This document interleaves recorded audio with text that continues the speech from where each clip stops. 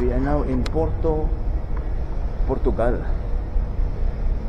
Arrive at 7 o'clock and we will depart at 4:30 in the afternoon. What we're gonna do is just to walk around and see the place, go back to the ship and move on.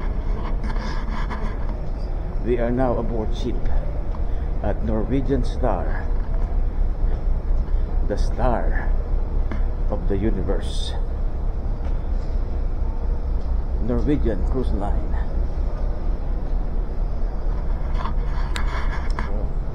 Okay, well, mami. Ganda naman sombrero mo. Iba nice, yeah. Right there, mate. Norwegian Star. Oh, wow, wow, wow.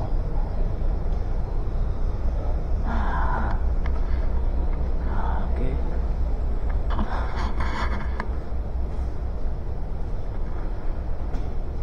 Norwegian Star. Okay.